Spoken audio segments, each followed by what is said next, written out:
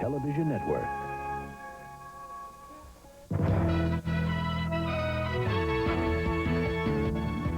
This is NFL Live for Week 6. Here's your host, Bob Costas.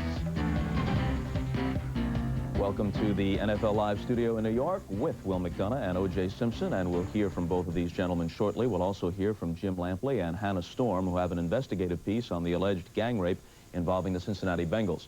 It's a doubleheader day here on NBC, also a doubleheader day for Deion Sanders. The first half of that doubleheader will take place at Joe Robbie Stadium in Miami with Deion's Falcons taking on the Dolphins about a half hour from now. Then it's back to Pittsburgh for Game 5 of the National League Championship Series tonight, though we understand he has decided not to divert to St. Louis to act as a panelist in tonight's presidential debate. It's been a busy enough 13 hours for Sanders. He pinch hit late in the Braves' win last night, striking out in the 8th.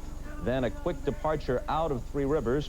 We're not sure if he showered, but since he was caught looking, one would assume he didn't break much of a sweat. By the way, the Braves won the game 6-4 to take a 3-1 lead over the Pirates in the series and could wrap it up and head for the World Series tonight. A quick limo ride for Deion from the stadium to the Allegheny County Airport, a small field about 45 minutes away. The Learjet awaiting to take him from Pittsburgh to Miami, where he had 3 options on board: sleep, study the Falcon game plan for Miami, or talk to Pat O'Brien. That is not Pat behind him, but Pat was over in the corner of the screen. The plane was airborne at 1:35 a.m. for the journey to South Florida, about 1,000 miles, and then Deion will pull into the Fort Lauderdale Airport at the fine hour of 4 a.m. Here he comes. Not enough of a close-up to see if he's bleary-eyed or not. He checked into the team hotel, got a few hours of sleep, and arrived at Joe Robbie Stadium just after 11 this morning. And there is that familiar number 21 warming up just a few minutes ago. He'll be returning kicks and punts, as well as looking to blanket either Mark Duper or Mark Clayton. A short while ago, I talked to Dolphins coach Don Shula about Deion. Great athlete, and every time he gets the ball on a punt or a kickoff return, he's just a tremendous threat. As a coach, you've got to sympathize with Glanville's position, or in a sense, a guy like Bobby Cox in Atlanta, the baseball manager. This is a tough situation to juggle. Well, I'm sure it is, but, you know, that's something that I don't have to deal with, so they really don't get a lot of sympathy.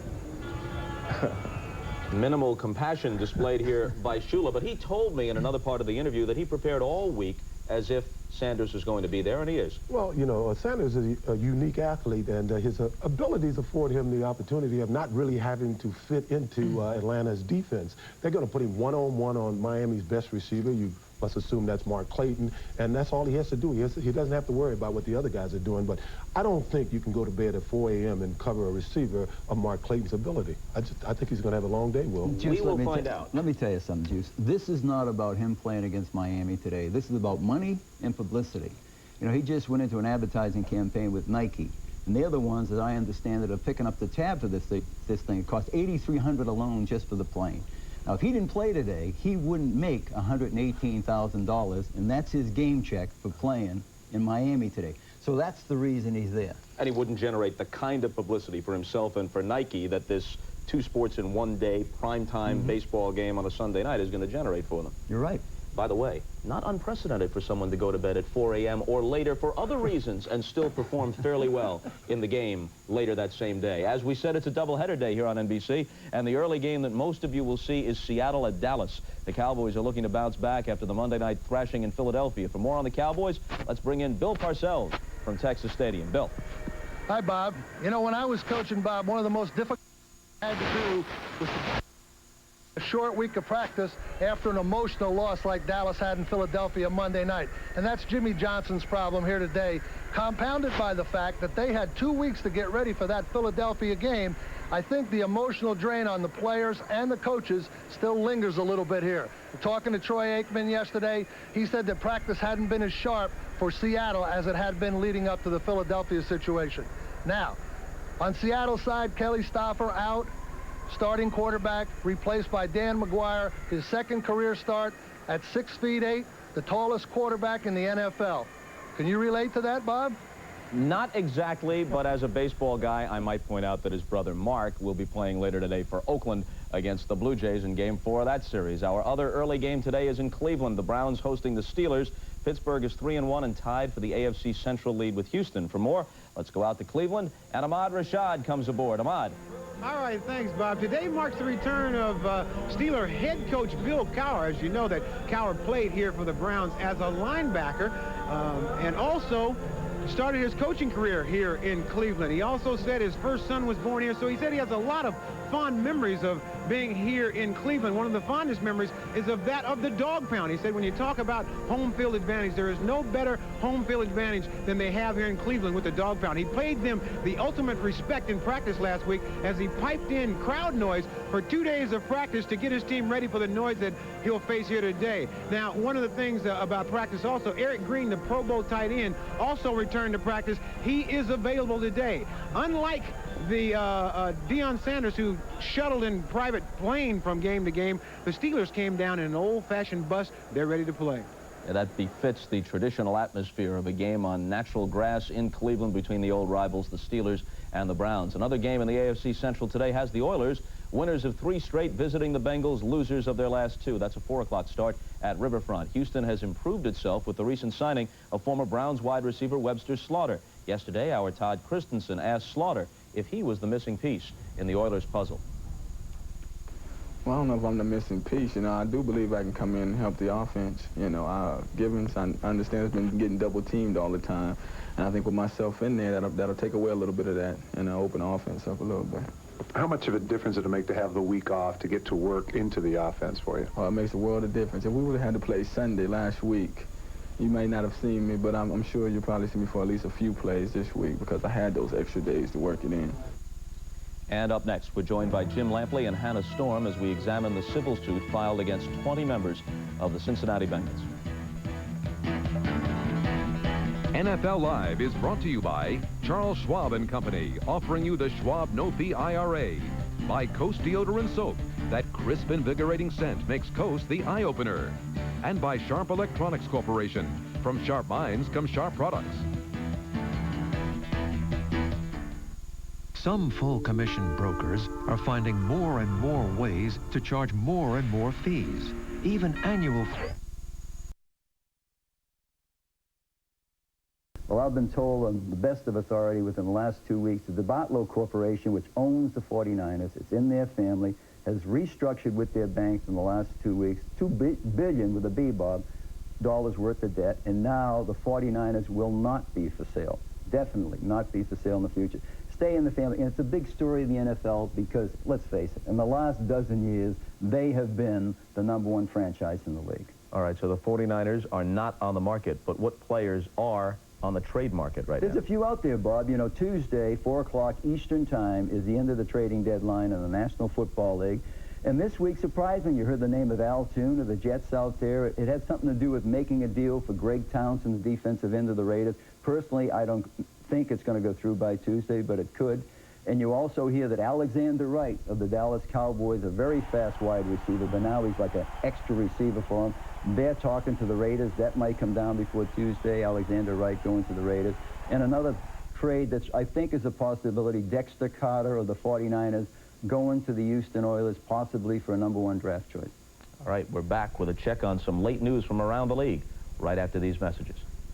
We'll start against the Eagles despite a bruised right thigh. Alexander Wright, the wide receiver for the Cowboys, who Will mentioned earlier, is inactive today with a sprained left knee. And at Foxborough, the winless Patriots, with more bad news, an injured hip, has forced running back Leonard Russell to be inactive against the 49ers. Now, one game, Juice, we haven't mentioned, a late game, Buffalo and the Raiders. How do you think the Bills will bounce back after losing big at home to the Dolphins last week? I don't think they're going to have any problem bouncing back. I think they were already putting that game behind them even before it was over. If you recall last year, they were running along with 4 or 5 wins, and they lost big to Kansas City. I don't think the Raiders have the offense to keep the Bills off the field. And they won 5 in a row after that humiliation on Monday night against KC. For Will McDonough, O.J. Simpson, we'll see you at halftime with scores and highlights. So long. Presenting the classic team.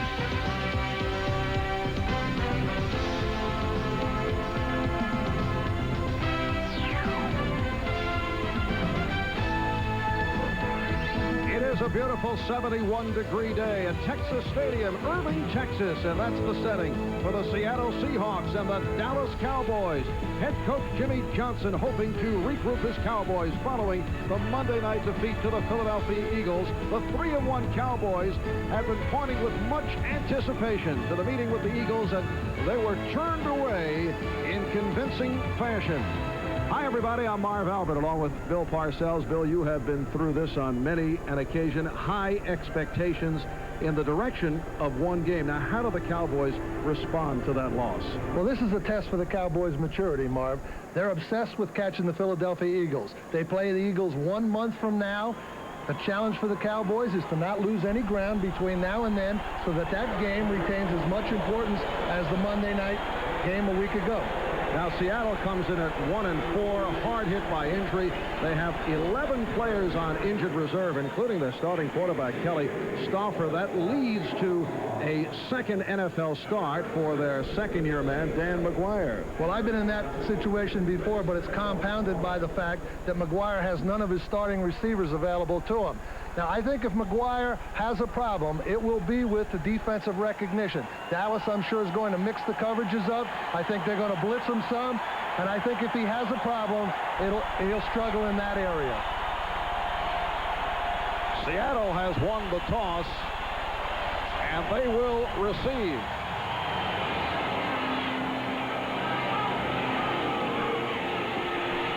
And it's Chris Warren with the return.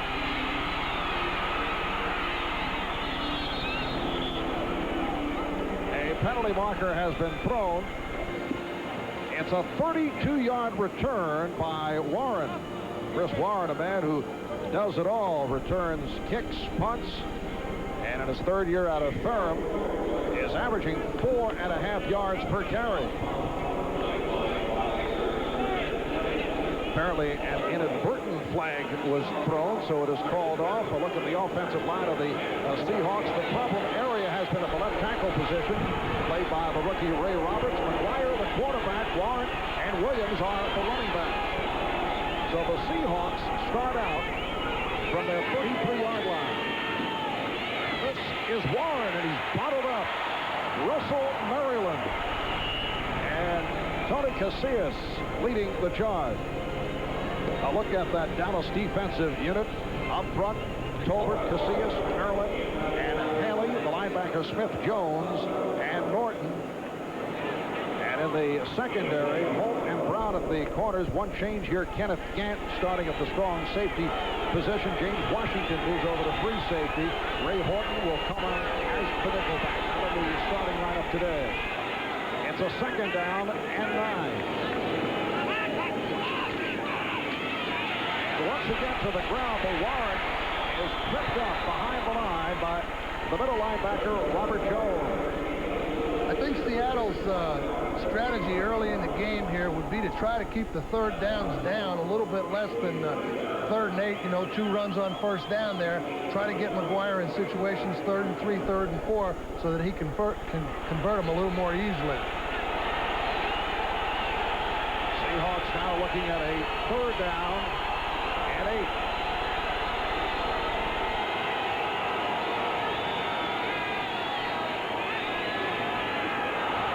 Problems with the snap, and the Cowboys have recovered. Vincent Smith, number 57, in his 4th year out of East Carolina on the recovery.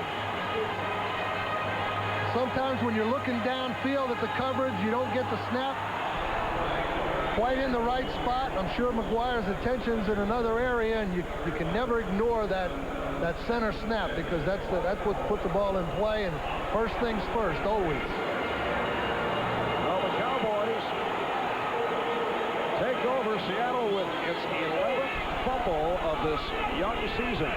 Dallas first down from the 34-yard line. Emmitt Smith trying the right side.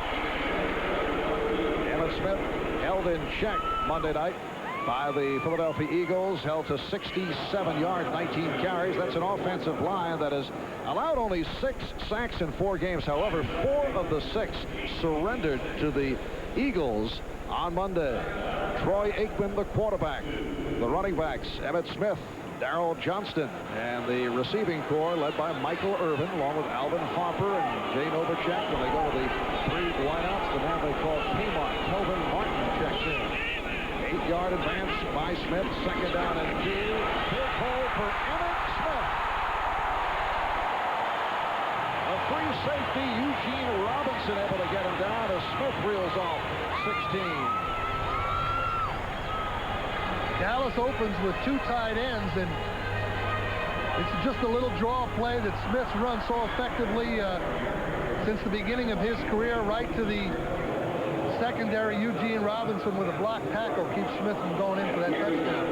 And coming into today, Emmitt Smith leads the NFC in rushing yards. Last year led the NFL in rushing. He's carried twice for 24. Smith again. Bringing down to the 1. Free safety Eugene Robinson kept him out of the end zone. Well, Seattle tried to get 8 men up on the line of scrimmage. You see Robert Blackman, the strong safety, blitzing there. But Dallas has a good blocking scheme and gets a hat on everybody. And it's that same little sprint draw there to Smith. Takes it down to the 1.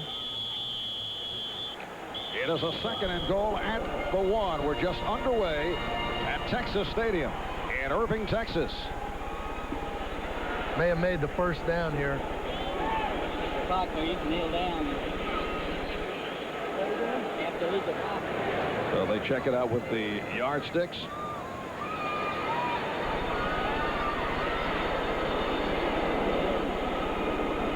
Inches away. The Dallas Cowboys with victories over the Redskins, the Giants, and the Cardinals. This past Monday lost to the Eagles 31-7. Number 66, ineligible receiver. Number 66. And that is Kevin Gogan, usually a backup offensive lineman who is out as the eligible receiver. 2nd down play. Here's Smith. He is stopped. And then with a 2nd effort, he was able to get in. Emmitt Smith goes in for the touchdown. Smith just wouldn't give up. He was stopped twice, and he extended the ball over the goal line, and the whistle had not blown. They hit him, and they stop him pretty much cold there. But he gets back on his feet and extends his arms over the goal line, puts the ball over, and that's what counts, where the ball is. Well, that is awfully impressive. It shows the balance and strength of Emmitt Smith. Well, you got to tip him over on his back when you get him in that situation, and Seattle wasn't able to do that. The Dallas Cowboys taking advantage of the Seattle Seahawks fumbled snap, and they go 4 plays, 34 yards within 2 minutes and 9 seconds. Here's the rookie kicker, Lin Elliot. So the Cowboys with a 7-0 lead on Seattle. Art historian. Would you say the worst possible start for Dan McGwire? Without question. You know, I think Tom Flores wants to start the game conservatively, keep the 3rd downs down. He left his regular offense in the game on 3rd down. I think an attempt to cut back for McGwire, but then they get the turnover. Now McGuire's playing from behind already. Hostile environment, loud noise. You know, you'd rather not have it that way, but nothing you can do about it now. Lin Elliot out of Texas Tech with the kickoff to the combination of Chris Warren and Ruben Mays. Here comes Warren. He slipped, fell down as he crossed the 15, covered up by Tony Hill. So the Seattle Seahawks back to the offense. Seattle last Sunday lost at San Diego 17-6. They have lost also to Cincinnati, Kansas City, and Miami. The one win was up in Foxborough. They defeated New England by the score of 10-6. To make matters worse for this injury-riddled Seattle club, this has been a long spell on the road. This is the 4 road games in 5 weeks. We've got a little formation problem. McGwire trying to direct them, and looks like he had to call a timeout here. The pressure seems to be getting to Seattle just a little bit here early in the game. As As we said, the worst possible start for Dan McGwire, the 6'8 quarterback out of San Diego State. We'll be right back. All right, Dan McGwire back over the center as we resume following that timeout taken by McGwire. And this is Warren. Checking that John L. Williams reaching out to the 20-yard line, stopped by Vincent Smith. Hard to figure how Dan McGwire would have difficulty either with the formation or the play itself, and being forced to call a first down on the very first play of that series. Yeah, it is hard. You should take the play with you to the huddle, and there should be no problem. But, you know, he may have called it wrong in the huddle and then realized it and tried to redirect it, but they had to use a timeout, which isn't good this early. Second down and 6 at the 20. Dallas with a 7-0 lead on Seattle. And Warren has a first down. He goes for 7. Combination of Ken Norton and James Washington make the stop. The Seahawks are averaging under 9 points per game. They may be on their way to becoming the worst offensive unit in Seattle Seahawk franchise history. They are 27th in the league, next to last. Only New England is worse in that department. In 5 games, the Seahawks have scored only 4 touchdowns, only 1 in the second half. Well, I'm sure Tom Flores wants to get McGwire an easy completion here somewhere. There it is. And he's able to complete with John L. Williams. Robert Jones on the stop. Only a 4-yard pickup. John L. Williams has made the Pro Bowl the last 2 years as an alternate. He had 7 receptions last Sunday against San Diego. 20 catches in all for the season. He's my idea of a real solid fullback, Marv. He can run, block, and catch. And, you know, there are a lot of fullbacks in the league that can't do all those things, but he can do them all. And that's why he's been such a force in front of Kurt Warner and now Chris Warren for the Seahawks for all these years. Second down and 6. Williams bottled up. Led by Tony Tolbert, the Dallas Cowboys able to surround John L. Williams. Well, it'll be interesting to see now whether Tom Flores puts the nickel offense in the game. He didn't on the first 3rd down, and it doesn't look like he's going to do it on this 3rd down. And as a result, Dallas is just playing their regular defense, and Seattle's playing their regular offense. And that's one way to simplify things for Dan McGwire. Tom Flores telling us yesterday after practice that his wife, Barbara, called him a masochist when he told her he had decided to return to the coaching ranks. McGwire looked deep, could not find anyone, and now throws it away. They didn't force it into a bad spot, though, and I'm sure that Tom Flores is not too unhappy. He would like to have the completion, but he didn't compound the problem. He didn't have anybody open. Dallas good coverage, and now we bring up a punting situation. Flores, incidentally, is still team president, but no longer goes by the general manager title. Joined the Seahawks as president and GM back in February of '89, and has decided to move back into the head coaching sideline. Here's Rick Tooney. Good punt, and the fair catch handled by Kelvin Martin. 8:13 remaining in this first quarter. A 52-yarder by Tootin. Speaks to the Raiders' rushing problems. Goes like this. The Raiders are considering signing Ross Perot as a fullback to help block for Eric Dickerson. That way there would be 2 backs in the backfield who don't know if they want to run. Oh, Marv, come on. It's football season. Yesterday you laughed hysterically when I told you that. Emmitt Smith is stopped back behind the line by Rufus Porter. A good start, though, for Emmitt Smith. He's facing a Seahawk defense that looks like this. Jeff Bryant, Joe Nash, Cortez Kennedy, Tony Woods up front. Linebacking core, Terry Wooden, David Wyman, and Rufus Porter. And in the secondary, Dwayne Hopper, Patrick Hunter, Robert Blackman, and Eugene Robinson. When they go to the nickel, they bring on 3 players, Davis, Dodge, and Lasco. Aikman with the pump, couldn't find anyone. And down he goes at the 12. Cortez Kennedy, who played for Jimmy Johnson at Miami in his 3rd year in the NFL, able to get to Aikman. Well, Cortez told us yesterday that all these Miami guys in this game, one of his best friends, Russell Maryland, Michael Irvin, all his teammates over on the other side. And, of course, he has Brian Blades on the Seahawks that's hurt. But all these Miami guys are going to try to outdo each other today, and Cortez is one up right now. Cortez making it to the Pro Bowl last season as an alternate. He is so quick. Last year, as you saw, led Seattle defensive lineman with 6.5 sacks. It's a 3rd and 14. Aikman going for the draw, and Emmitt Smith not able to get anyone. So a good defensive series by the Seahawks.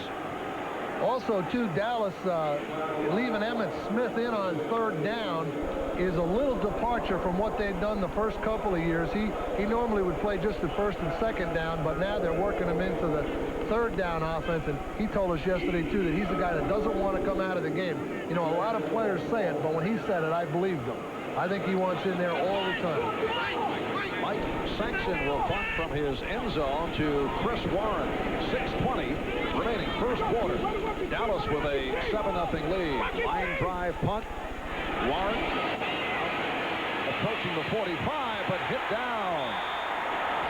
Kenneth Gant with the stop, a 47-yard punt, and good coverage by the Cowboys, but a penalty marker has been thrown. Well, in my judgment, you don't want to run east and west from that field position. You want to just take it up and get good field position. And the call is against Seattle.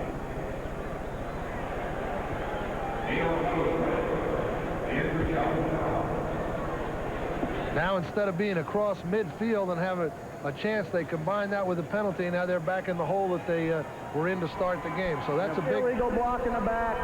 94 on the return team, on the run back. 10-yard penalty. 1st down. And a Dallas player shaken up. Dale Hellespray being checked out. Timeout called. 6:10 to go. 1st quarter. Raiders. He's had quite a record, and you know, Tom's a guy that's always a very low-key guy, doesn't really like much publicity, but he's got a pretty good coaching record, 84 and 57. In his 31st year overall in the NFL. Seahawks 1st down from their 30-yard line. McGwire able to swing it. John L. Williams with a short advance. Combination of the middle linebacker Robert Jones and the left defensive end Tony Tolbert on the stop. Well, 1st down becomes very important for Dan McGwire, and I think the Seahawks coaches are trying to get something going that can pick up 5 or 6 yards, like that little swing there to John L. Williams or the run to Chris Warren, just to get McGwire settled down, keep those 3rd down conversions down to a minimum. Now Dallas is giving them kind of an 8-man front here. This could force an audible on the part of McGwire. David Daniels now flanks out wide to the left side. McGwire continues to go short. What a hit by Isaac Holt. It's an 8-yard pickup. A rock thrown at Rob Thomas. A tremendous shot by Holt. But it's good recognition on the part of McGwire, because this is definitely an audible. Thomas down, just hooks up in front of Holt. Nice quick delivery. It's an example of McGwire not letting Dallas dictate bad plays to the Seahawk offense. It's a good audible. He said he was prepared for the blitz yesterday. He said he's hoping they do blitz. And a 1st down for Seattle from their 42. Cowboys 7. And the Seahawks nothing. Just under 5 minutes left in this 1st quarter. Off the feint. Dallas did not go for it. Then McGwire with a dangerous pass, and it's caught for the 1st down. He floated one out there, and it was caught by Daniels, covered by James Washington. I'm sure Tom Floor is kind of holding his breath here. McGwire's trying to set up the go pattern, pumps it, looking for the go, but it's well covered. Now he just kind of heaves it, and when the ball's in the air that long, that should result in an interception 100% of the time. But the Dallas guys just could not get there to make the play. McDaniel's second-year man out of Penn State, used primarily on special teams, but the Seahawks have been hard hit by injuries in the receiving corps. Back to the ground. Here's Warren, and he stopped. Robert Jones, the middle linebacker, who on Monday night against the Eagles had 10 solo tackles in on that stop. 16 tackles in all, and he leads the team in that department. Well, he's entrenched himself as a rookie at the middle linebacker spot, and I can tell you, being a defensive coach all my life, it's pretty tough to come in the NFL as a rookie and run the whole defense. So you got to take your hat off to Robert Clark, number 55. He's doing a good job for Dallas. It is a second down and 10.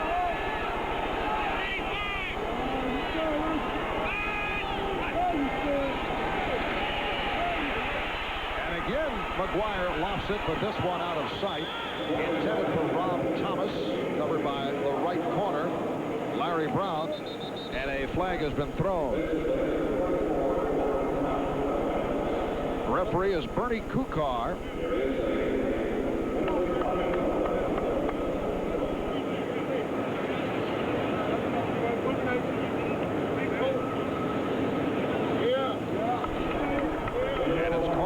Against the Cowboys. Yes, illegal use of hands, number 37 on the defense, grabbing the face mask, 5-yard penalty, first down. All right, automatic first down. Strong safety James Washington called for the face mask. 3:06 left in this opening quarter. In Dallas, the Cowboys 7, Seahawks nothing. Dan McGwire, the starting quarterback for Seattle.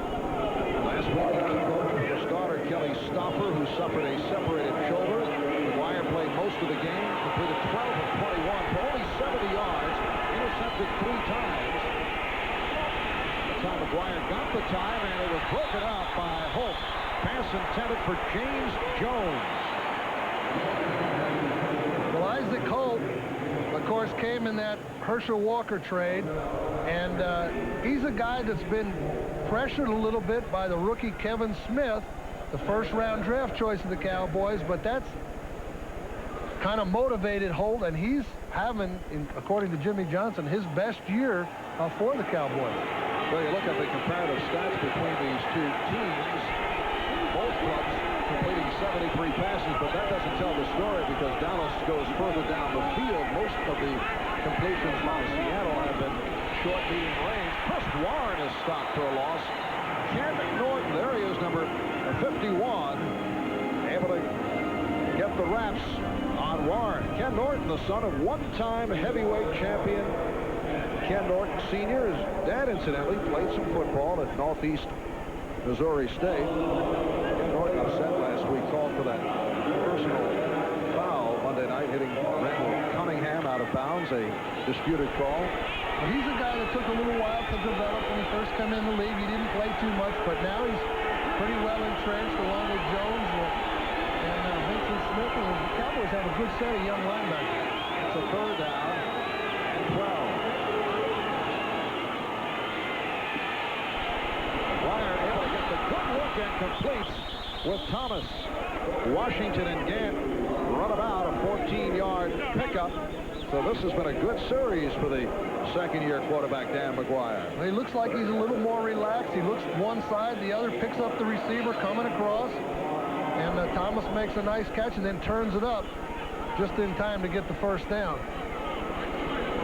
One thing Dallas seems to be doing, whenever Seattle gets in the I formation, they're kind of pressuring the running game with some blitz. But when Seattle lines up in this formation like split backs, Dallas is a little more conservative.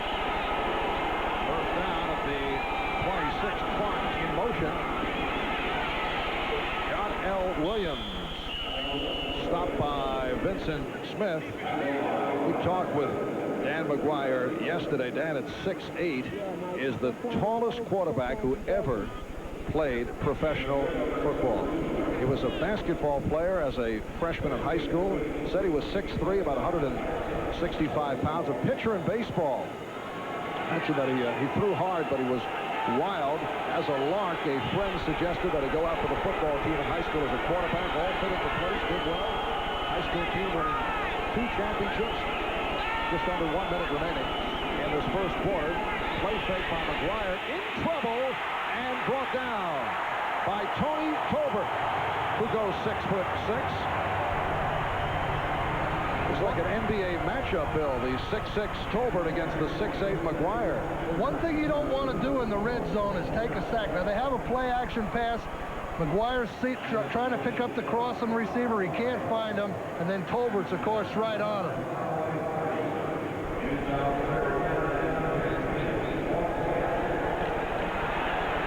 Well, there's Casillas. I think he's 6'2". McGwire's 6'8". Look right over Maryland. Over Casillas. He should have a clear vision downfield. I don't think Casillas is 6'3". Oh, you're correcting program heights now. I don't think McGwire's 6'8". And you can see the flags flying. Look like Ray Roberts, the left tackle, who jumped. I think McGwire's maybe. Number 73 on the offense prior to the was Roberts. 5-yard penalty. 6'7".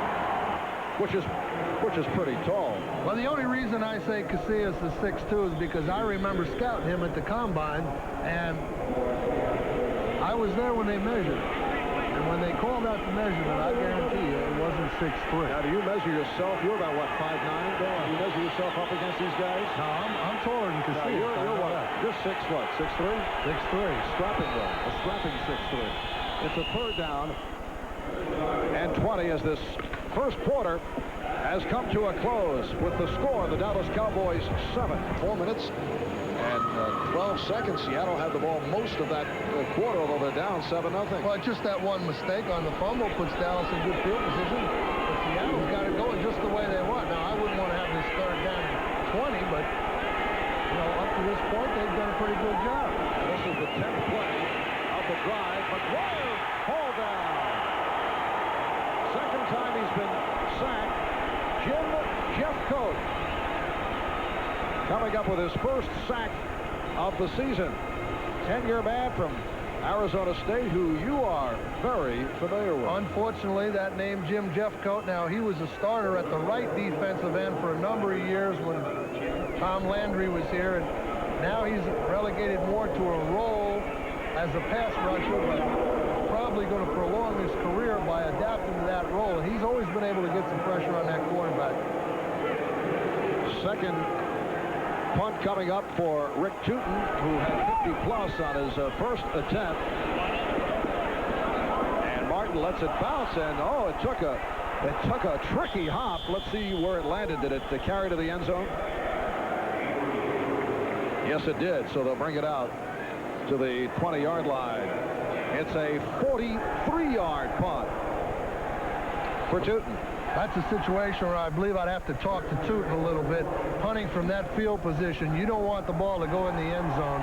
You'd like to, you know, be able to have a shot at downing it, so try to kick for the corner a little bit more.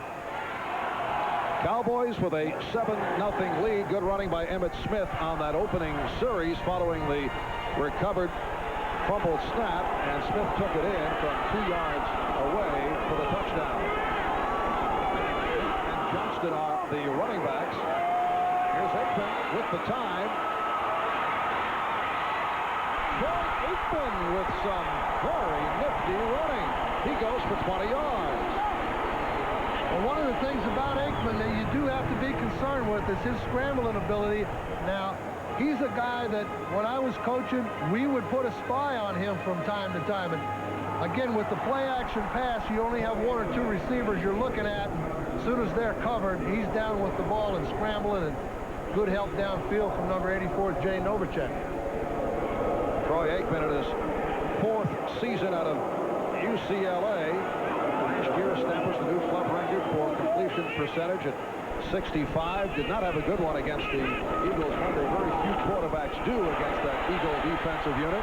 Emmitt Smith trying the left side, met by the outside linebacker Rufus Porter. The other thing about Aikman, we were talking to Tom Catlin, the Seattle defensive coordinator, and he feels that Aikman's at the stage in his career now where you're not going to fool him anymore. When he's young, you try to mix the coverages and blitz him and do those things, but now you just got to hope he has a bad day or make some bad throws, because he's going to recognize almost everything you put up there and try to execute against him. Aikman well ahead of schedule. 7 touchdowns, 5 interceptions. Looking to throw his first pass of the day, and he completes. Michael Irvin. Michael Irvin with the reception. Covered by Robert Blackman, and that picks up 23. Michael Irvin, an outstanding receiver on a little turn-in pattern there, beating Patrick Hunter back to the outside. Eugene Robinson and Hunter go back and make the tackle on him. But when you have Irvin and Smith and Harper and Novacek and Aikman, you've got enough firepower to be productive on offense no matter what they do on defense. Although when we chatted with Troy after practice yesterday, he said that the Dallas Cowboy offensive unit is still missing one ingredient, a Dave Meggett type back for third down situations. That was intended for Alvin Harper, covered by Dwayne Harper. Well, you know, it's like a candy store, though. You know, there are always things that you want and you need, and you can't have it all. Right now, I think the skill people on the Dallas offense are comparable to anyone, certainly in the NFC East and probably in the NFC. They've got enough firepower to compete offensively every week. Of course, you see they got all these high draft choices there on offense, and, you know, they should be good players. Well, this is a club that certainly turned around. Jimmy Johnson revitalizing the franchise. They opened up at 1-15 in his first season. It's a draw for Smith, who was able to take it to the outside, getting inside the 25-yard line. The free safety, number 41, Eugene Robinson, with the tackle. But you see, Emmitt Smith is the kind of back, and there are very few backs where he runs into the line, there's no hole, and he can just jump sideways and create his own daylight, get to the corner. Now, that play is designed to go inside. There's no hole there, it's stuffed in it. He just jumps laterally. There are very few backs in the league with that kind of running ability. Marv Albert with Bill Parcells. Dallas, Texas. 3.5 gone by. Second quarter. The Cowboys 7 and the Seahawks nothing. Dallas with a third down and 2. Hard driving run by Smith for another Dallas first down. Middle linebacker David Wyman made the stop. Well, Dave Wyman has a primary responsibility of defensing Emmitt Smith, and we talked to him yesterday, and he was telling us that Smith is hard to tackle because of his low center of gravity. You don't get a good shot at him. Now, Wyman's got some additional duties, too, because in the passing game, he's going to be doubling a little bit on Jay Novacek, so he's got a full day's work ahead of him. Wyman, who was not a happy player last year, claiming the Seahawks kept him on injured reserve long after he had recovered from a damaged knee. Able to make the return after the knee surgery. Aikman's pass almost picked off. Patrick Hunter had a shot at it, a pass that was intended for Michael Irvin. Sometimes you don't see that strong safety. Now, they think they're throwing 1-on-1 on the corner there. Patrick Hunter is playing in the strong safety position versus Dallas slot formation, and he sneaks right underneath that little hook pattern run by Irvin and almost comes up with the interception. And had he intercepted that one, Marv, I think he'd still be going. Yes. Second down and 10. Dallas Cowboys record of 3-1. Some schedule are coming up for the Cowboys. Aikman's pass caught. A spectacular catch by Michael Irvin. Harper and Robinson with the hit, and Irvin is shaken up. A 20-yard pass play. Well, you see Michael Irvin, who's 6'3" against Dwayne Harper, a little shorter, gets the break to the post, and Harper just is not big enough to drive through Irvin and break up the play. It's a physical mismatch down near in the red zone. Irvin's too tall, his arms are too long, and Harper just can't make that play. Sets up a first and goal for Dallas. The split end, and they usually call a split end in pro football X. Harper's trying to take away his inside.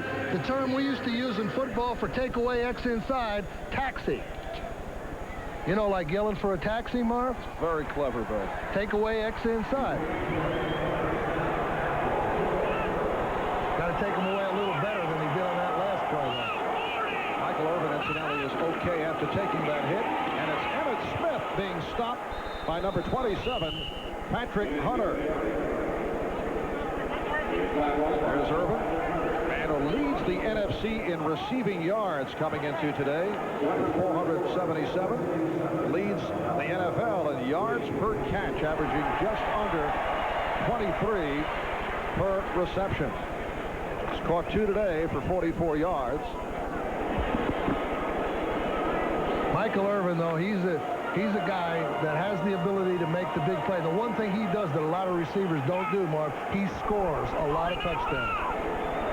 It is a 2nd and goal. And again to Smith for the touchdown.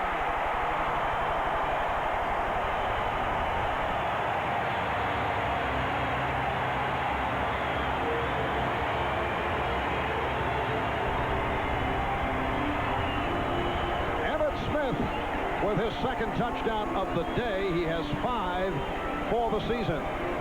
But more than that, Jimmy Johnson's got to be very happy with the way the Dallas Cowboy team has responded. You know, he was very concerned about how hard to practice him, how hard to work him with a short week, coming off that emotional loss to Philadelphia. They come back and they've responded very, very well here in the first part of the ball game. They have a 14-0 lead, and it looks like they're right back on track. Here's Lin Elliot. And it is now a 14-0 advantage for Dallas. Boys going 10 plays, 80 yards in 4 minutes and 55 seconds. Capped off by the short run by Emmitt Smith for the touchdown, and Dallas now leads by the score of 14-0. Chris Warren with this kickoff return. And once again, strong coverage by the Cowboys. Thomas Everett, Kevin Smith combining on the tackle of Warren, and a penalty marker is thrown. Might be Dallas offside. It might have left a little bit off appearance since 1985. Look at that turnaround. Best record since '83. Cowboys going 11-5. So he's taken a 1-15 team and turned it around following a successful collegiate coaching career at Miami and Oklahoma State. Well, I think he had a little trouble his first year, and there was a lot to do here in Dallas. He brought his philosophy in. He's had the flexibility to alter it just a little bit, and the results have been very dramatic. And, you know, he's on the verge now of having this team in position to compete. Crowd reacts as Lin Elliot is able to put it through the end zone. Bill Bates, noted for his special teams play, a backup defensive back, a keen observer of the NFLC in the past 10 years, was telling us yesterday that he feels the Cowboy coaches, in particular the head man Jimmy Johnson, should receive much credit for changing, as you mentioned, changing the philosophy. He said that that first year of the season they went 1-15, and following a tough act from Tom Landry, it was just bedlam. Players coming and going, mass chaos, but they saw certain things did not work, and they had enough confidence in themselves and enough maturity about it to change their thoughts, which led to more stability. Of course, they got some pretty good players along the way. Penalty marker is thrown as Williams coughed it up, and it looked like Ken Norton may have recovered. Yes, the Cowboys have recovered, and no flag has been thrown. No flags. The Cowboys capitalizing on another mistake by the Seahawks. Well, just a little fullback handoff, and John L's hit and sandwich between Haley, and I really can't see the other defender. Looks like Tony Casillas. And the ball comes out. Now Dallas is in position to really make it tough on the Seahawks. They get this one in here, and this game is almost out of reach with the young quarterback. Norton with the recovery, and Dallas first and 10 outside the 20. Emmitt Smith with a short pickup. Cortez Kennedy on the stop. John L. just trying to cut back there. You see Casillas and Haley just sandwich them. And, you know, it's the running back's job to protect the ball, and he didn't do it well enough on that play. Now, as I said, big pressure on Seattle's defense here to come up with something to keep this from going to 21. Second down. the Seattle 20-yard line. Michael Irvin apparently all right after taking that hard hit when he came up with that terrific catch. And he split to the left. Now Irvin in motion. Aikman able to complete to Kelvin Martin. Kept away from the first down marker. The ball was not free, but the play may have been whistled dead. Dwayne Hopper with the stop. Let's see where they spot it. Looked to be about a 9-yard advance.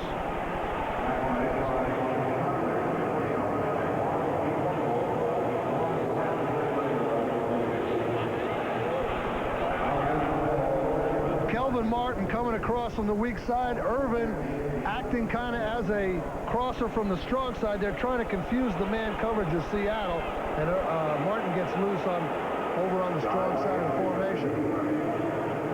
Creating a second and about a half yard. Kelvin Martin goes 5'9", 165 pounds out of Boston College. He's a playmaker, that Kelvin Martin. He's big in their return game. He's their third down wide receiver, and he's a veteran player. He's the kind of guy that can change a game around. Matter of fact, there was a day, Marv, when I tried to make a trade for that young man right there, but Jimmy Johnson said no. Who are you offering?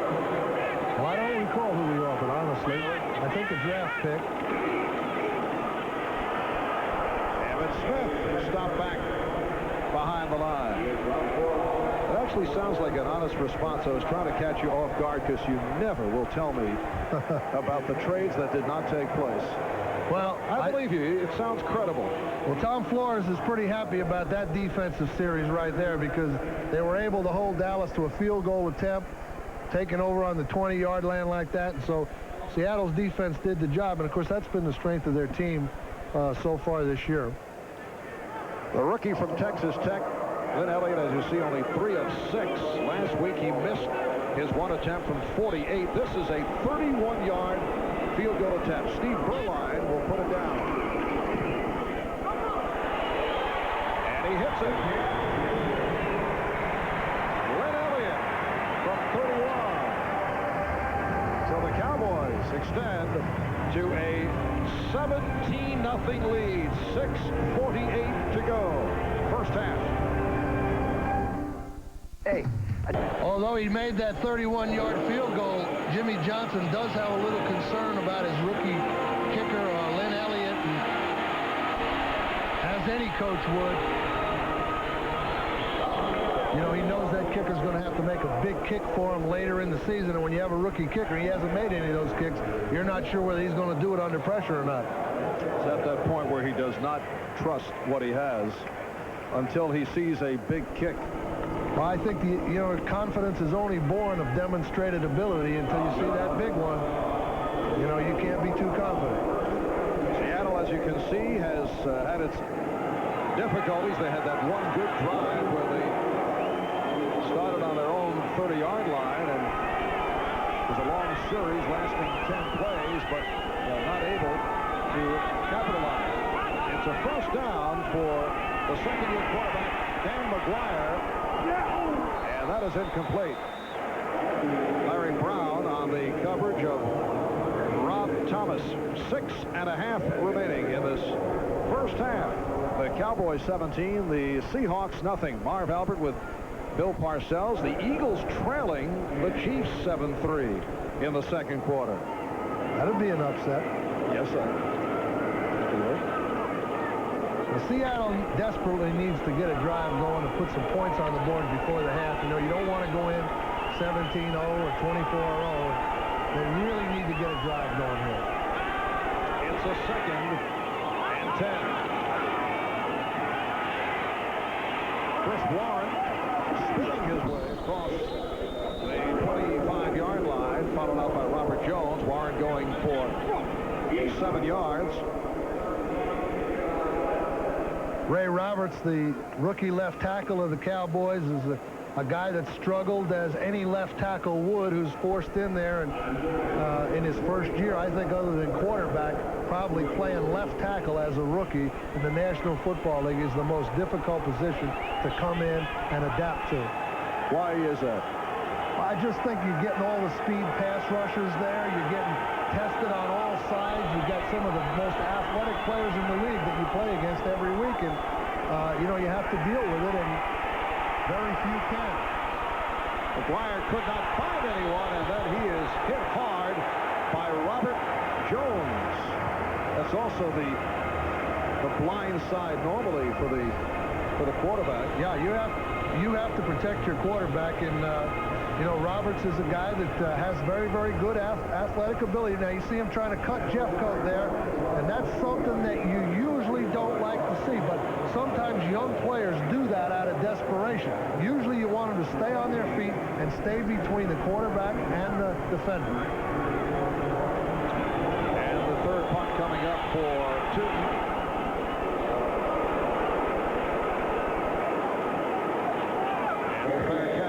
Kelvin Martin was looking right into the bright sunlight. A 50-yarder by Tootin. We'll be back in a moment. The toughest stadiums to pick up the ball, you see the punter punting it out of those colored shirts up into that dark section. Then the ball goes up into the light. We used to have to take extra work with our punt returners down here, especially as the sun gets halfway across the field a little further. It's a real problem for receivers and punt returners finding the ball in this stadium. Kelvin Martin, who is accustomed to fighting off the sun, did just that as he made that fair catch a moment ago. Here's Aikman going back to work and has a first down with Michael Irvin. 12-yard advance. Patrick Hunter on the stop. As a matter of fact, going back to that trouble when Dave Meggett was a rookie punt returner, and I sent him down here to Texas Stadium, sent him out a little early to warm up, and I told him there were some problems here to get out and get some extra catches. And when I came out of the dressing room down at the field, he was waiting at the bottom of the tunnel and asking for a lot of assistance. So one of the main things we tried to do was get our punt returner to look into the dark section of the stadium to pick up the ball before it went into the light, and that helped them on their return game. It is a first down for Aikman.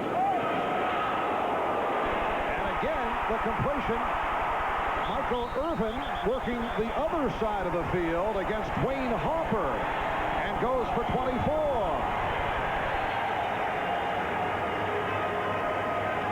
Michael Irvin, Dwayne Harper playing that taxi technique again. Irvin beat him on the post. Now he comes back and runs the deep comeback.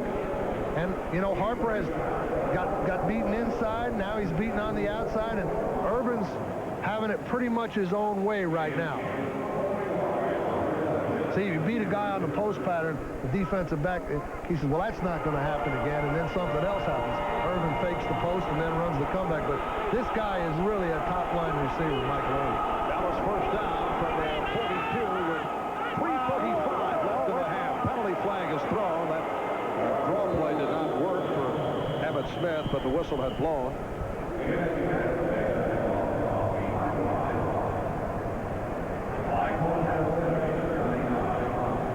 The Dallas Cowboys with a 17-0 lead on the 2 touchdowns by Smith and a 31-yard field goal by Lin Elliot. Seattle, the most penalized team in the NFL, and they pick up another right here.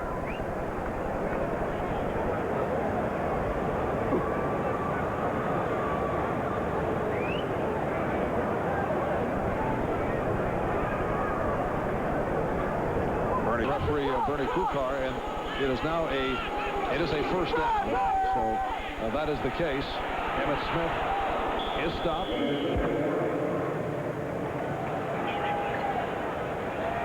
Emmitt Smith last season led the NFL in rushing, 1,563 yards, the first Dallas Cowboy to do so. Also ran for 12 touchdowns. He is attempting to become the 7th player in the history of the league to win back-to-back rushing titles. Emmitt Smith with 2 scores this afternoon has passed by the output of the entire Seattle Seahawks.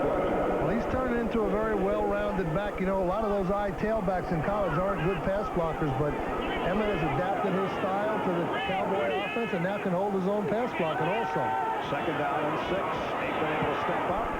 Goes the short route to Novacek, and that is short of the first down. He was wrapped up by David Wyman, lost his helmet, In the process, Jay Novacek signed late, began slowly, has shown signs of coming on in recent weeks. Well, I think he's Troy Aikman's security blanket. I mean, every quarterback has to have a guy that he just feels like he can get the ball to every game. And, you know, you can do something to take away your receivers, but you can't do too much to take away the tight end. And he goes to him. A 3rd down and 2 at the Seattle 33-yard line. Aikman's pass was knocked down.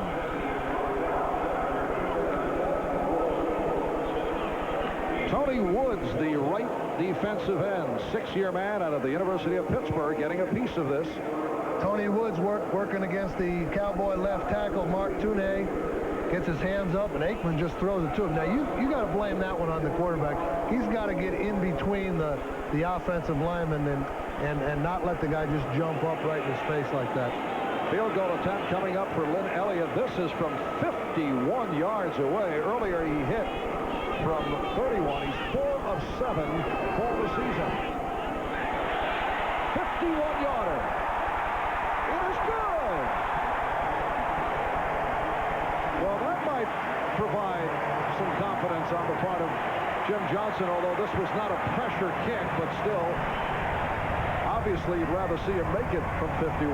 Well, all those kicks for those rookie kickers are pressure kicks, and you know, 51 yards out, the more of those you make, the better you feel about it. And it's, you know, this is a perfect stadium to kick in because there's no wind.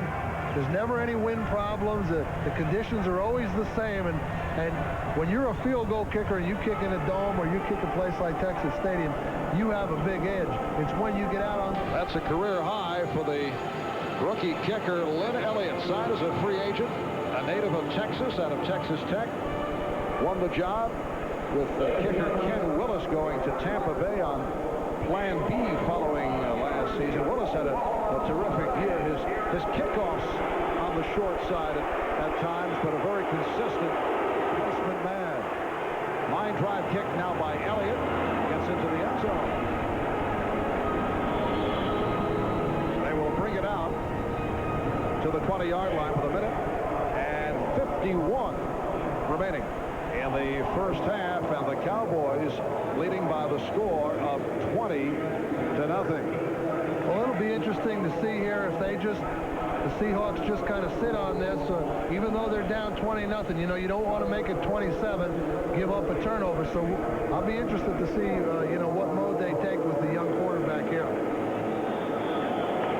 Seattle Seahawks not able to get very much going. Check out average yardage when they pick up. When they operate on first down, only 3.2. Dallas just under 7 yards on first down. And McGwire is brought down, and that is not a live football. Play is blown dead. 3rd time that Dan McGwire has been sacked. Again, the problem that McGwire thought he might have is the recognition part of the Dallas defense. Right? You see him, he's wanting to be sure. You want to be sure, and you know, sometimes you just can't be sure. You got to pull the trigger, and you know, he's a little reluctant to pull it from time to time, and it winds up in sacks. Now that ball is almost loose, but the referee's right there with the whistle, so he called him down. Dan McGwire looking at a 2nd down and 20. Crowd responding to the defensive unit. John L. Williams stopped by the combination of Jim Jeffcoat and Jimmy Jones. And you'll see Dallas use timeouts here now to try to get the ball back and get themselves another position. There's McGwire being sacked, and it looks like the ball's loose before he's down, but the official will call, you know, grasp control. If they have him, he can blow the whistle to protect the quarterback, and quite apparently that's what happened, that it was blown dead before the ball came out. Minute 12 remaining first half when we resume following this Dallas timeout. Seattle with a 3rd down and 21. A reminder, 16 of athletics. Mark, incidentally, goes about 6'6".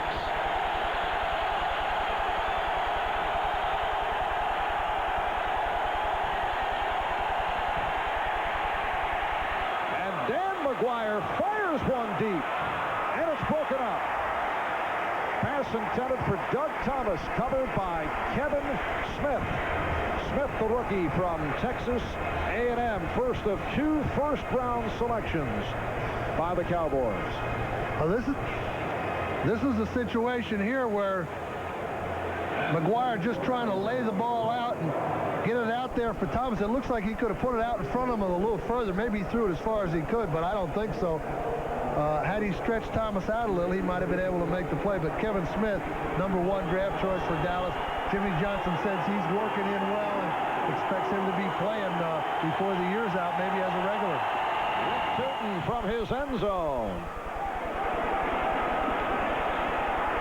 Here's Calvin Martin at midfield. Try to cut back. 43-yard punt by Tootin, so Dallas gets the ball back with 52 seconds to go first half.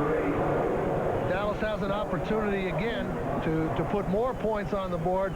One completion here, a big shot, 20 yards, and then the guy that's been making those plays for him have been Michael Irvin. So if I was Seattle, that's the guy I'd be paying attention to right now. Yes, the man they call the playmaker because he usually comes up with the big play, Michael Irvin.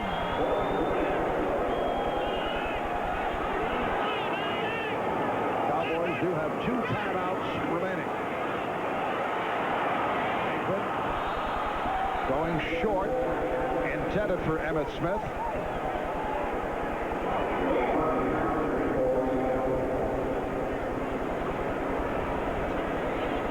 I don't know if that is a hope for the Seattle. They have not done it in the second half, and they allowed teams such as the Giants and the Cardinals to come back on them. Not a good sign. Here's Smith. Well, the thing there on that graphic that was just up with the points scored, Dallas taking another timeout here, but the thing there is, you know, when you have a little immaturity on your team, you get ahead, and the players don't realize the teams can come back quickly in this league. They don't shut the door on them once and for all, and sometimes when you have a young team, you have to go through those things and make enough plays to really turn that ratio around there and start stopping some people in the second half. Third down and 12. Aikman on a quick release. And Harper broke a tackle, but he stopped short of the first down by Patrick Hunter. And the clock is stopped. Another timeout taken with 30 seconds remaining in the half. Well, this was a little strategy. With 3rd and 12, Seattle blitzed enough guys so that the receiver had to make a sight adjustment there, force Aikman to throw it short underneath the coverage, and Seattle was able to tackle and bring it up a 4th down. And that's a pretty common strategy that's used from time to time in football. You get extra long yardage and you blitz them, and Tom Catlin made that call there. You see in the defensive coordinator for the Seahawks, and the Seahawks came up with a good play and prevented another additional score on the part of Dallas. Tom Catlin in his 10th season with Seattle. He began his coaching career with the Dallas Texans of the American Football League, the AFL, back in 1960 under Hank Stram. That's a long time to be coaching football, I can tell you. He's the last original AFL coach that is still active in the league. Saxon just did get it off. And Warren lets it bounce, and it is down inside the